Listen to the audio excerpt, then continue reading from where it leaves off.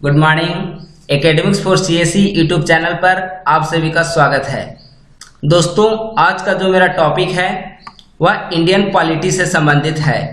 Indian polity के अंतर्गत केंद्रीय मंत्रिमंडल से संबंधित विभिन्न प्रतियोगिता परीक्षाओं में पूछे गए प्रश्नों का यह संग्रह तैयार करके आप लोगों के सामने यह वीडियो लाया गया है।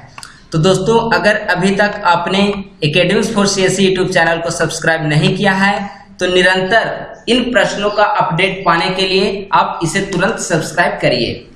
तो दोस्तों, आते हैं आप प्रश्न पर डायरेक्ट आते हैं। तो पहला प्रश्न है, निम्न कथनों पर विचार करिए। यह यूपीएससी 2014 प्री एग्जाम में पूछा गया है। यहाँ पर दो स्टेटमेंट दिए हुए हैं, जो करेक्ट स्टेटमेंट है उसे आपको चूज करना है। पहला स्टेटमेंट, राष्ट्रपति भारत सरकार का कार्य अधिक सुविधापूर्वक किए जाने के लिए और मंत्रियों में उक्त कार्य के आवंटन के लिए नियम बनाएगा। दूसरा स्टेटमेंट है, भारत सरकार की समस्त करपालक कार्रवाइयां प्रधानमंत्री के नाम से की हुई कही जाएंगी। इन दो स्टेटमेंट में से आपको सही स्टेटमेंट कौन सा है इसे चूज करना है। तो दोस्तों, यहाँ पर इन दोनों स्टेटमेंट का अगर आप अध्ययन करें गहन से तो इन दोनों स्टेटमेंट यहाँ पर गलत है।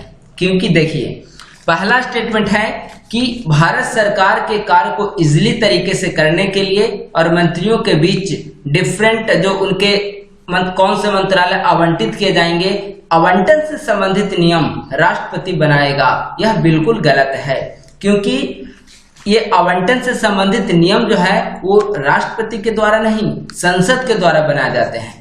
हालांकि मंत्रालय आवंटन का कार्य प्रधानमंत्री के सिफारिश पर माननीय राष्ट्रपति द्वारा की जाती है, लेकिन आवंटन के संबंधित नियम माननीय राष्ट्रपति द्वारा नहीं बल्कि भारतीय संसद के द्वारा बनाए जाते हैं। तो स्टेटमेंट 1 रॉन्ग है। दूसरा स्टेटमेंट, भारत सरकार की समस्त कार्यपालक कार्रवाइयां प्रधानमंत्री के नाम से की हुई कही जाएंगी। यह भी स्टेटमेंट गलत है, क्योंकि जो भारत में जो सारे कार्य भारतीय प्रशासन को होते हैं वे राष्ट्रपति के नाम पर संचालित होते हैं। हालांकि सारे कार्य प्रधानमंत्री के नेतृत्व वाली कैबिनेट एवं मंत्रिपरिषद करती है, लेकिन ये सारे जो कार्य हैं वो राष्ट्रपति के नाम पर संचालित किए जाते हैं। तो ये दोनों स्टेटमेंट यहाँ पर गलत है। इसका आंसर हो जाएगा 1 का डी। न तो 1 स्टेटमेंट सही है और नहीं सेकंड स्टेटमेंट सही है। तो इसका आंसर है डी, 1 का डी। अगला प्रश्न है, यूपीपीसीएस 2018 में पूछा हुआ, भारत सरकार द्वारा महिला एवं बाल विकास के लिए स्वतंत्र मंत्रालय कब स्थापित किया गया? इसके विकल्प हैं 1985, 1986, 1987, 1988। तो दोस्तों, इसका आंसर हो जाएगा कि भारत सरकार के द्वारा महिला एवं बाल विकास के लिए स्वतंत्र मंत्रालय गठित किए गए 1985 ईस्वी में। तो 2 का आंसर हो जाएगा ए। अगला है, पीएमओ के संबंध में, यानी पीएमओ मतलब प्राइम मिनिस्टर्स ऑफिस, पीएमओ के संबंध में निम्न में से कौन सा कथन सत्य है? यहाँ पर 2 स्टेटमेंट दिए हुए हैं, आपको सत्य कथन को चूज करना है। यह 1977 में अस्तित्व में आया। दूसरा स्टेटमेंट, इसका प्रधान कैबिनेट सचिव होता है। तो दोस्तों देखिए, स्वतंत्रता के बाद से भारत में एक संस्था कार्य कर रही है। उस संस्था का नाम है प्रधानमंत्री सचिवालय, प्राइम मिनिस्टर सेक्रेटेरिएट। लेकिन 1977 ईस्वी में जब मोरारजी देसाई के नेतृत्व में जनता पार्टी की सरकार बनी, तब प्रधानमंत्री सचिवालय यानी कि प्राइम मिनिस्टर सेक्रेटेरिएट का नाम बदलकर प्रधानमंत्री कार्यालय, प्राइम मिनिस्टर्स ऑफिस कर दिया गया।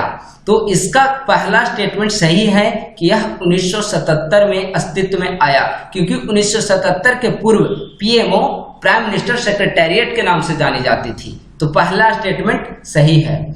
दूसरा स्टेटमेंट, इसका प्रधान कैबिनेट सचिव होता है, यह स्टेटमेंट गलत है, क्योंकि इसका प्रधान कैबिनेट सचिव नहीं बल्कि प्रधानमंत्री का प्रधान सचिव, प्राइम मिनिस्टर्स ऑफिस का प्रधान होता है। तो स्टेटमेंट 2 रॉन्ग है, केवल स्टेटमेंट 1 सही है। तो अगर आप विकल्प देखें तो सी में दिया हुआ है केवल 1 सही है। तो इसका आंसर हो जाएगा 3 का सी, क्योंकि केवल स्टेटमेंट 1 सत्य है। अगला प्रश्न देखते हैं। निम्नलिखित कथनों पर विचार करिए। आईएएस 2016 प्री एग्जाम में पूछा हुआ है। दो स्टेटमेंट दिए हुए हैं। पहला स्टेटमेंट है किसी राज्य में मुख्य सचिव को उस राज्य के राज्यपाल द्वारा नियुक्त किया जाता है। दूसरा स्टेटमेंट है राज्य में मुख्य सचिव का नियत कार्यकाल होता है। तो इन दो स्टेटमेंट में से आपको देखना है कि कौन कौन से स्टेटमेंट सही हैं। तो दोस्तों यहाँ पर आपका दोनों स्टेटमेंट रॉन्ग है, क्योंकि जो पहला स्टेटमेंट है उसमें मुख्य सचिव को उस राज्य के राज्यपाल के द्वारा नहीं बल्कि उस राज्य के मुख्यमंत्री द्वारा उसे नियुक्त किया जाता है। वहीं दूसरा स्टेटमेंट है कि मुख्य सचिव का नियत कार्यकाल होता है। तो दोस्तों अगर आप इसकी चर्चा करें तो भारत में जो डिफरेंट स्टेट्स में मुख्य सचिव की नियुक्ति की जाती है उनका कोई नियत कार्य नहीं होता है, बल्कि मुख्यमंत्री जब चाहें उन्हें हटा सकते हैं और नए मुख्य सचिव को पदस्थापित कर सकते हैं। तो ऐसी स्थिति में मुख्य सचिव की नियुक्ति से संबंधित उनका कोई नियत कार्यकाल नहीं होता है। तो इसका स्टेटमेंट दोनों रॉन्ग हैं, क्योंकि मुख्य सचिव की नियुक्ति मुख्यमंत्री द्वारा की जाती है, न कि राज्यपाल द्वारा। और दूसरा, इनके मुख्य सचिव का कोई नियत कार्यकाल नहीं होता है, ये मुख्यमंत्री के इच्छा अनुसार कार्य करते हैं। तो स्टेटमेंट दोनों रॉन्ग हैं, यानी कि 4 का आंसर हो जाएगा डी। न तो 1 सही है और न ही 2 सही है। दोस्तों अगला प्रश्न है यूपीएससी 2014 में पूछा हुआ प्रश्न है। 2 स्टेटमेंट हैं। पहला स्टेटमेंट भारतीय संघ की कार्यपालिका शक्ति प्रधानमंत्री में निहित है। दूसरा, प्रधानमंत्री सिविल सेवा बोर्ड का पदेन अध्यक्ष होता है। तो दोस्तों यहाँ पर 2 कथन दिए हुए हैं, आपको सत्य कथन को चूज करना है। उपयुक्त कथनों में से कौन सा कथन सही है आपको चूज करना है। तो पहला, कार्यपालिका शक्ति प्रधानमंत्री में निहित है, आपका इसका आंसर हो जाएगा। तो पहला कथन गलत है, क्योंकि भारतीय संघ की जो कार्यपालिका शक्ति है वह प्रधानमंत्री में नहीं बल्कि राष्ट्रपति में निहित होती है। वहीं दूसरा कथन, प्रधानमंत्री सिविल सेवा बोर्ड का पदेन अध्यक्ष होता है, यह कथन सही है। तो इसका कथन केवल 2 सही है, यानी कि 5 का आंसर हो जाएगा बी। केवल 2 सत्य है। अगला प्रश्न है 6ठा नंबर। यह आपका आईएएस 2014 में पूछा हुआ प्रश्न है। निम्नलिखित में से कौन से मंत्रिमंडल सचिवालय के कार्य हैं? ऑप्शन 1, सबसे पहले आप मंत्रिमंडल सचिवालय को समझिए।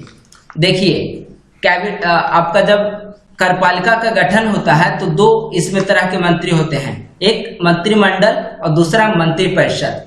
तो जो मंत्रिमंडल होता है उसमें कैबिनेट स्तर के मंत्री आते हैं, लेकिन मंत्रिपरिषद में कैबिनेट, राज्य और स्वतंत्र प्रभार वाले मंत्री आते हैं। तो जो मंत्रिमंडल सचिवालय है इसका कहने का अभिप्राय कैबिनेट सचिवालय से है, जो कैबिनेट स्तर के मंत्री होते हैं उनके सचिवालय से है।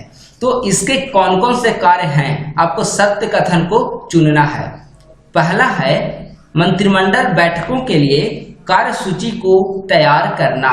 तो निसंदेह मंत्रिमंडल का जो सचिवालय होता है वह जो कैबिनेट की जो बैठक होती है उससे संबंधित कार्यसूची को तैयार करती है। तो पहला कार्य सही है। दूसरा कार्य है मंत्रिमंडल समितियों के लिए सचिवालयी सहायता, यह भी कथन सही है।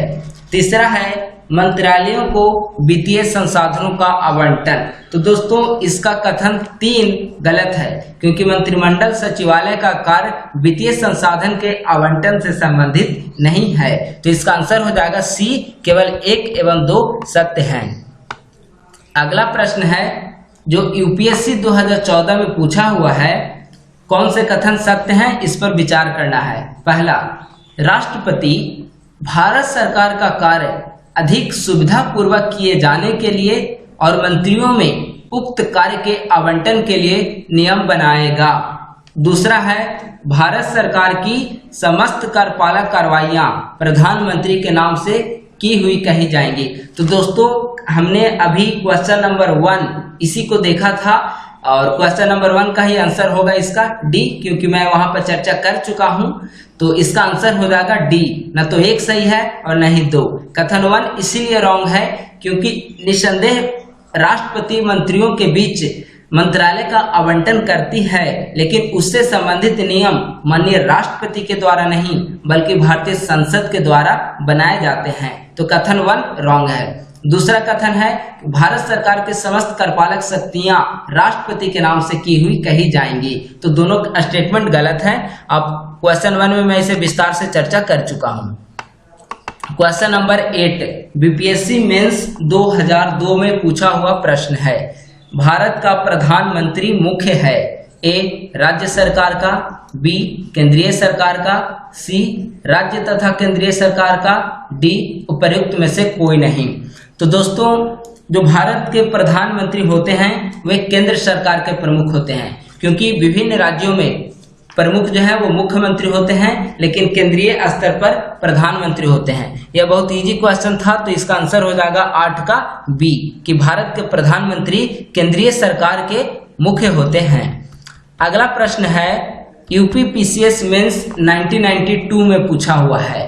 कैबिनेट में शामिल होते हैं या कैबिनेट में सम्मिलित होते हैं ए मंत्री स्तर के सभी मंत्री, बी केवल कैबिनेट मंत्री, सी कैबिनेट मंत्री और राज्य मंत्री, डी कैबिनेट राज्य और उप मंत्री। तो दोस्तों अभी हमने डिस्कस किया है कि 2 तरह के मंत्री होते हैं, एक मंत्री परिषद और दूसरा मंत्रिमंडल। जो मंत्रिमंडल है वही कैबिनेट कहलाता है। तो कैबिनेट में सिर्फ कैबिनेट स्तर के मंत्री होते हैं, तो इसका आंसर हो जाएगा बी 9 का बी। लेकिन एक जो मंत्री परिषद होती है वो मंत्री परिषद में कैबिनेट स्तर के, राज्य स्तर के और उप मंत्री यानी कि स्वतंत्र प्रभार वाले मंत्री होंगे। तो पूछेगा अगर कि मंत्रिमंडल या कैबिनेट में मंत्री होते हैं तो मंत्रिमंडल या कैबिनेट में सिर्फ कैबिनेट स्तर के मंत्री होते हैं, जबकि मंत्री परिषद में कैबिनेट मंत्री, राज्य मंत्री और स्वतंत्र प्रभार वाले मंत्री होंगे। तो यहाँ प्रश्न है कैबिनेट में सम्मिलित होते हैं तो बी होगा केवल कैबिनेट मंत्री। अगला प्रश्न है क्वेश्चन नंबर 10 कैबिनेट का तात्पर्य है। अभी हमने डिस्कस किया कि कैबिनेट का तात्पर्य होता है केवल कैबिनेट स्तर के मंत्री से, तो इसका आंसर हो जाएगा 10 का भी बी होगा। यह उत्तराखंड पीसीएस 2006 में पूछा हुआ है। कैबिनेट से तात्पर्य होता है तो केवल कैबिनेट स्तर के मंत्री से। अगला प्रश्न है संसदीय शासन में वास्तविक या कार्यपालक शक्ति किसके पास होती है? संसद, राष्ट्रपति, प्रधानमंत्री, नौकरशाही। तो देखिए जो भारत में संसदीय शासन व्यवस्था अपनाई गई है इसमें 2 तरह की कार्यपालिका होती है। पहली जो कार्यपालिका है वह वास्तविक कार्यपालिका होती है और दूसरी नाम मात्र की कार्यपालिका। तो जो वास्तविक कार्यपालिका है उसके प्रधानमंत्री होते हैं और इनके अंतर्गत मंत्रिमंडल और मंत्रिपरिषद कार्य करते हैं। वास्तव में निर्णय निर्माण की जो शक्ति है वो वास्तविक कार्यपालिका के पास ही होती है और इसके प्रधानमंत्री होते हैं। वहीं जो नाम मात्र की जो दूसरी कार्यपालिका है वे राष्ट्रपति के पास निहित होती है और वे नाम मात्र की कार्यपालिका कहलाते हैं।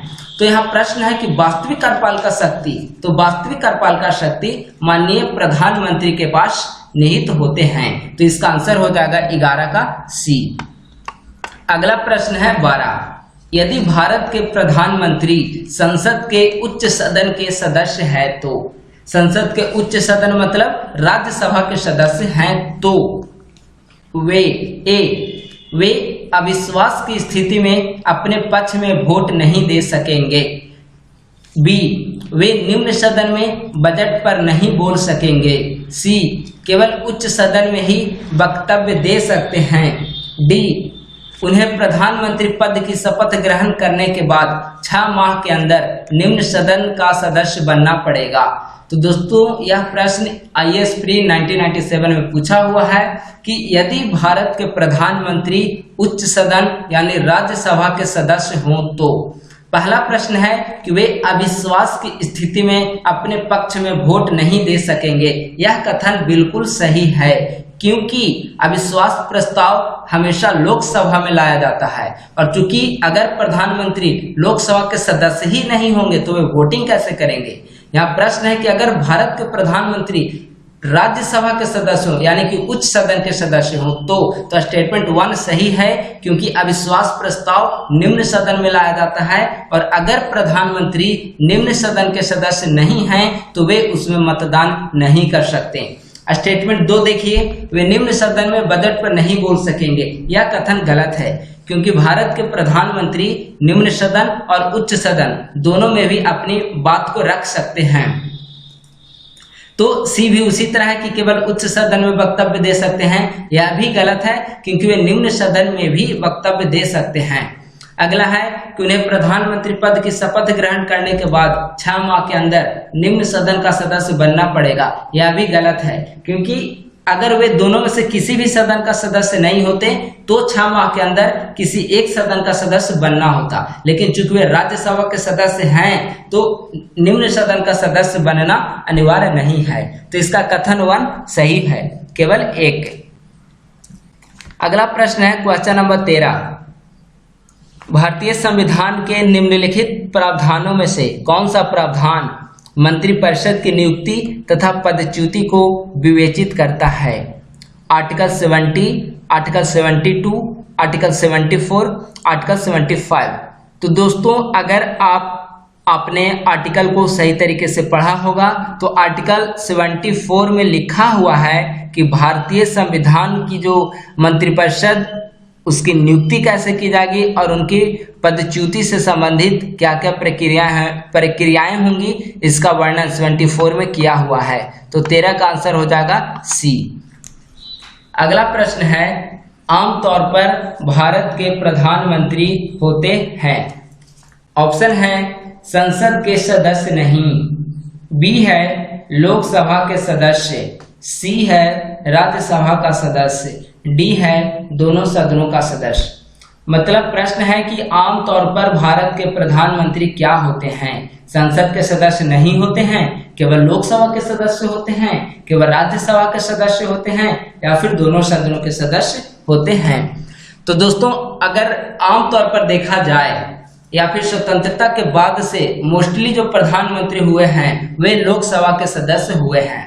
सिर्फ आपका डॉक्टर मनमोहन सिंह, इंदिरा गांधी जैसे कुछ नेता हुए हैं जो राज्यसभा के सदस्य रहे हैं, लेकिन मोस्टली जो प्राइम मिनिस्टर हुए हैं वे लोकसभा के सदस्य रहे हैं। तो 14 का आंसर हो जाएगा बी। अगला प्रश्न है, भारत का प्रधानमंत्री बनने के लिए न्यूनतम आयु कितनी होनी चाहिए। तो दोस्तों भारत का प्राइम मिनिस्टर बनने के लिए न्यूनतम आयु कितनी होनी चाहिए। ए 21 वर्ष, बी 25, सी 30, डी 35। तो भारत के प्रधानमंत्री बनने की न्यूनतम आयु कितनी होनी चाहिए, इसका आंसर हो जाएगा डी, यानी कि 35 ईयर न्यूनतम आयु है।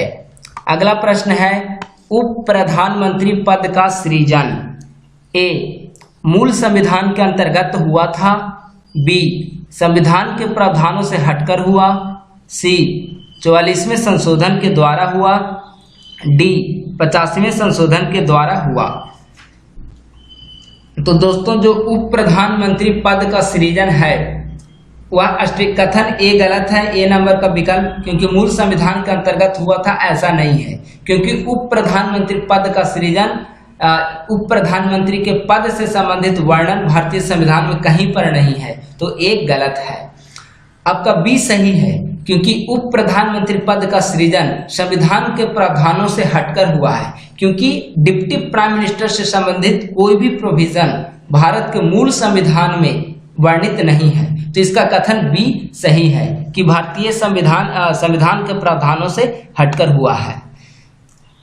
क्वेश्चन नंबर 17 है, प्रधानमंत्री को ए लोकसभा के द्वारा चुना जाता है, बी संसद के द्वारा चुना जाता है, सी राष्ट्रपति के द्वारा नियुक्त किया जाता है, डी लोकसभा में बहुमत प्राप्त पार्टी द्वारा नामित किया जाता है। तो दोस्तों इसका आंसर होगा प्रधानमंत्री को राष्ट्रपति द्वारा नियुक्त किया जाता है। 17 का आंसर होगा सी। हालांकि जो प्रधानमंत्री हैं वे लोकसभा में बहुमत दल के नेता अवश्य होते हैं, लेकिन इनकी नियुक्ति माननीय राष्ट्रपति के द्वारा की जाती है, तो उसका आंसर हो जाएगा सी। अगला प्रश्न है, निम्न में से कौन सा कथन सही है? भारत का प्रधानमंत्री मतलब भारत के प्रधानमंत्री से संबंधित निम्न में से कौन सा स्टेटमेंट सत्य है? संसद के दोनों सदनों के सदस्यों में से अपने मंत्रियों का चयन करने के लिए स्वतंत्र हैं। बी, भारत के प्रधानमंत्री इस विषय में भारत के राष्ट्रपति के साथ उचित परामर्श करके अपने मंत्रिमंडल के सहयोगियों का चयन कर सकता है। सी, अपने मंत्रिमंडल में मंत्री के रूप में काम करने के लिए व्यक्तियों का चयन करने में पूर्णतः स्वविवेक का प्रयोग करता है। डी, अपने मंत्रिमंडल के सहयोगियों का चयन करने में सीमित शक्तियां रखता है, क्योंकि स्वविवेक प्रयोग की शक्तियां भारत के राष्ट्रपति में निहित हैं। तो आपको यहाँ पर भारत के प्रधानमंत्री से संबंधित 4 स्टेटमेंट दिए हुए हैं। इन चारों स्टेटमेंट में से कौन सा स्टेटमेंट सत्य है उसे चूज करना है। तो दोस्तों इसका जो आंसर होगा वह ए होगा, क्योंकि भारत का प्रधानमंत्री के पास वे अपने संसद के दोनों सदन में से किसी भी व्यक्ति को या किसी भी सदस्य को मंत्री पद प्रदान कर सकते हैं। तो भारत के प्रधानमंत्री संसद के जो दोनों सदन हैं, लोकसभा और राज्यसभा, उन दोनों सदनों में से किसी भी व्यक्ति को मंत्री के रूप में चयन करने के लिए स्वतंत्र होते हैं। तो उसका आंसर हो जाएगा ए। अगला है, जो व्यक्ति संसद का सदस्य नहीं है केंद्रीय मंत्री रह सकता है। 1 वर्ष, 6 माह, 3 माह, 1 माह। तो दोस्तों भारतीय संविधान में प्रोविजन है कि अगर कोई व्यक्ति संसद का सदस्य नहीं है और वह मंत्री बन जाता है तो उसे 6 माह के अंदर किसी न किसी सदन की सदस्यता लेनी अनिवार्य होगी। या तो वह लोकसभा या फिर राज्यसभा का सदस्य ले सकता है, तो उसे 6 माह के अंदर उसे अपनी सदस्यता लेनी होगी। तो 19 का आंसर हो जाएगा बी। अगला प्रश्न है, भारत में वह मंत्री जो संसद के सदनों में से किसी सदन का भी सदस्य नहीं है उसे मंत्री के पद से मुक्त हो जाना चाहिए। 6 माह, 1 वर्ष, 2 वर्ष, 3 वर्ष बाद। तो अभी हमने डिस्कस किया कि अगर कोई व्यक्ति बिना संसद का सदस्य बने मंत्री पद की शपथ लेता है तो उसे 6 माह के अंदर अंदर या तो लोकसभा या फिर राज्यसभा की सदस्यता लेनी अनिवार्य होगी। लेकिन अगर वह 6 माह के अंदर किसी भी सदन की सदस्यता नहीं ले पाता है तो उसे मंत्री पद का त्याग करना होगा। तो 6 माह तक वह मंत्री पद पर रहेगा और 6 माह के बाद उसे पदमुक्त होना पड़ेगा। तो 20 का आंसर होगा ए। अगला प्रश्न है, मंत्रिपरिषद उत्तरदायी होती है? ए, राष्ट्रपति के प्रति, बी, प्रधानमंत्री के प्रति, सी, स्पीकर के प्रति यानी कि लोकसभा अध्यक्ष के प्रति, और डी, संसद के प्रति। तो दोस्तों जो मंत्रिपरिषद है वह मंत्रिपरिषद संसद के प्रति पूर्ण रूप से उत्तरदायी होती है। तो इसका आंसर हो जाएगा 21 का डी। यह बीपीएससी 1995 की पीटी एग्जाम में पूछा हुआ है। अगला प्रश्न है, मंत्रिपरिषद किसके प्रति उत्तरदायी होती है? तो अभी हमने डिस्कस किया कि मंत्रिपरिषद किसके प्रति उत्तरदायी होती है, तो मंत्रिपरिषद संसद के प्रति उत्तरदायी होती है। डिस्कस ऊपर कर चुका हूं, इसीलिए आगे बढ़ता हूं। इसका आंसर होगा 22 का ए। अगला प्रश्न है, निम्नलिखित में से किसका भारत के संविधान में तो स्पष्ट उल्लेख नहीं है पर परिपाटी के रूप में पालन किया जाता है? मतलब भारतीय संविधान में वर्णित प्रावधान निम्न में से कौन सा नहीं है लेकिन परिपाटी के रूप में एक व्यवहार के रूप में इसका पालन होता रहा है? ए, वित्त मंत्री निम्न सदन का सदस्य होना चाहिए। ऐसा कोई प्रावधान नहीं है और न ही एक परिपाटी के रूप में चल रहा है, क्योंकि वित्त मंत्री आप अक्सर देखते होंगे कि वित्त मंत्री लोकसभा राज्यसभा दोनों सदन के सदस्य बनते हैं उदाहरण के लिए अभी जो हमारे माननीय वित्त मंत्री हैं निर्मला सीतारमण, वह राज्यसभा के सदस्य हैं। इसके पूर्व जो वित्त मंत्री थे अरुण जेटली, वो भी वित्त मंत्री राज्यसभा के सदस्य थे, यानी उच्च सदन के सदस्य थे। इसके अलावा डॉक्टर मनमोहन सिंह भी उच्च सदन के सदस्य रह चुके हैं 1991 में जब वे वित्त मंत्री थे। तो स्टेटमेंट 1 गलत है, क्योंकि वित्त मंत्री निम्न सदन का सदस्य होना चाहिए, ऐसा न तो परिपाटी है और न ही संविधान में वर्णित है। स्टेटमेंट 2, प्रधानमंत्री यदि निम्न सदन में बहुमत खो दे तो उसे त्याग पत्र दे देना चाहिए। यह बिल्कुल सत्य है स्टेटमेंट, और लेकिन कथन क्वेश्चन है कि जिसका भारत के संविधान में स्पष्ट उल्लेख नहीं है, लेकिन यहाँ जो कथन ऑप्शन बी है इसका स्पष्ट रूप से भारतीय संविधान में उल्लेख किया हुआ है। तो स्टेटमेंट बी भी आपका रॉन्ग हुआ। स्टेटमेंट सी में आते हैं, मंत्रिपरिषद में भारत के सभी भागों का प्रतिनिधित्व हो। यह कथन बिल्कुल सत्य है और नहीं इसका भारतीय संविधान में स्पष्ट उल्लेख है, लेकिन भारतीय जो मंत्रिमंडल का जब गठन होता है उस समय यह ध्यान रखा जाता है कि जो मंत्रिपरिषद के सदस्य हों वे भारत के सभी भागों का प्रतिनिधित्व करते हों।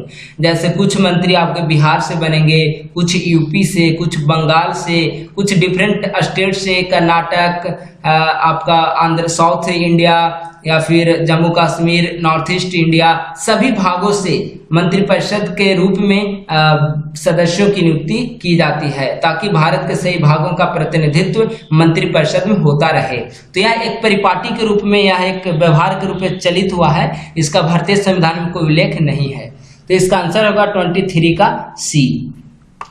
अगला प्रश्न है 24 नंबर, मंत्रिपरिषद के विरुद्ध अविश्वास प्रस्ताव लाने के लिए लोकसभा में सदस्यों की संख्या कितनी होनी चाहिए? 30, 40, 50, 60। तो दोस्तों अविश्वास प्रस्ताव लोकसभा में लाया जाता है, ये ऊपर मैं डिस्कस कर चुका हूं।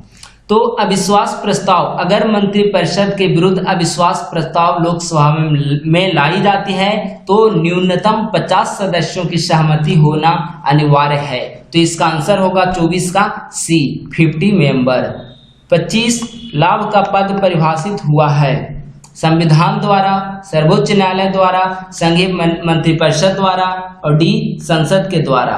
तो दोस्तों इसका आंसर होगा लाभ का पद। अभी हाल ही में कुछ वर्ष पहले बहुत न्यूज में था दिल्ली विधानसभा के सदस्यों के लेकर, तो उस समय यह प्रश्न आपका इसके पूर्व यूपीपीएससी 2000 में पूछा जा चुका है। इसके अलावा लाभ के पद से संबंधित शायद 2017 या 18 में यूपीएससी प्री एग्जाम में भी आ चुका है प्रश्न।